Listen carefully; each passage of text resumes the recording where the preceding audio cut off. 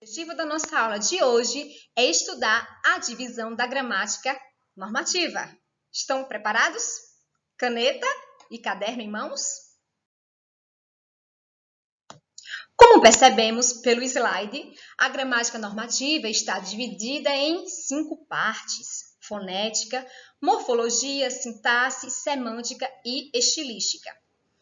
Essas 5 partes possuem um número imenso de conteúdos a ser estudados e explorados. Na escola, esses conteúdos não são vistos de modo isolados. O que eu quero dizer com isso? Que não existe, assim, uma série determinada para você estudar apenas fonologia, ou morfologia, ou sintaxe.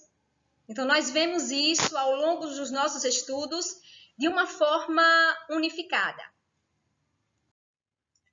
A palavra fonologia tem origem grega, fono significa som, e logia, estudo, ou seja, a fonologia estuda os sistemas sonoros de um idioma, como se comportam os sons de uma língua. Objeto de estudo, sinais de pontuação, sílabas, ortografia, encontros vocálicos e consonantais, oxítonas, paroxítonas, proparoxítonas, ortoépia, que é o estudo correto das palavras.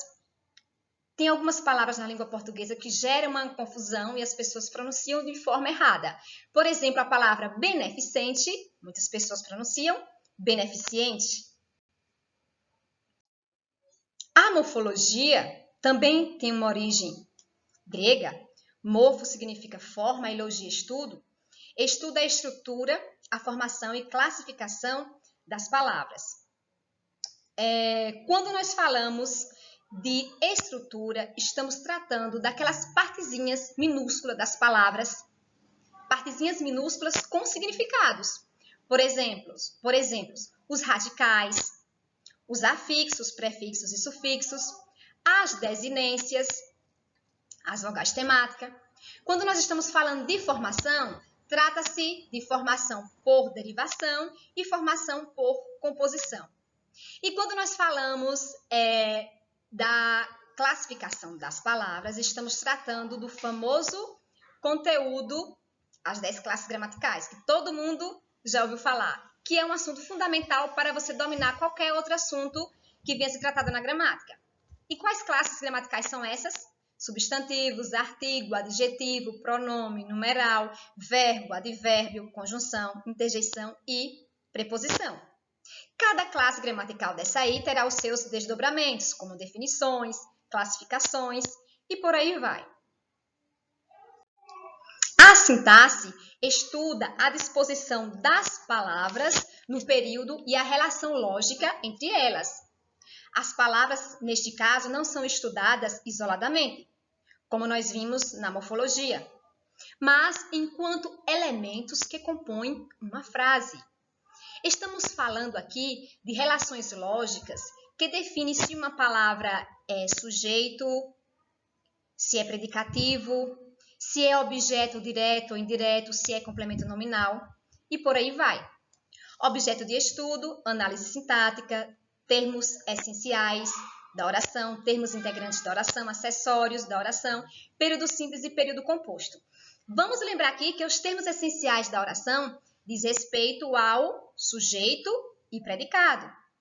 Os termos integrantes da oração são aqueles termos que completam o sentido do verbo. Por exemplo, objeto direto, objeto indireto, complemento nominal, agente da passiva. E os termos acessórios da oração são aqueles que trazem informações adicionais aos demais termos. Por exemplo, adjunto nominal, adjunto adverbial, aposto, vocativo e por aí vai. A semântica estuda o significado das palavras a fim de empregá-las corretamente no discurso, analisando inclusive o conteúdo e o contexto em que essas palavras estão sendo empregadas.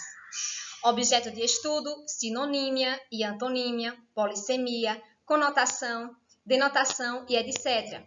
Gostaria de chamar a atenção aqui para os sinônimos, porque eles são fundamentais quando você vai elaborar um texto longo.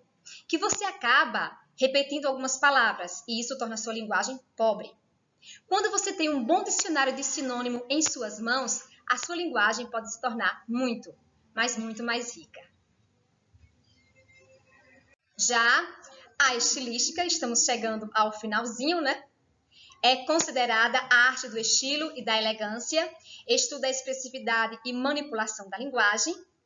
Ela remete aos textos literários, porque comumente nós dizemos assim, aquele autor tem determinado estilo para escrever.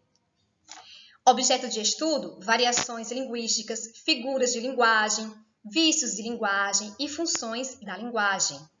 E aqui eu chamo a atenção para as funções da linguagem, por ser um tema muito recorrente na prova de linguagens do Enem. Além de ser um grande facilitador na compreensão de textos de modo geral. Isso é muito bom, não é?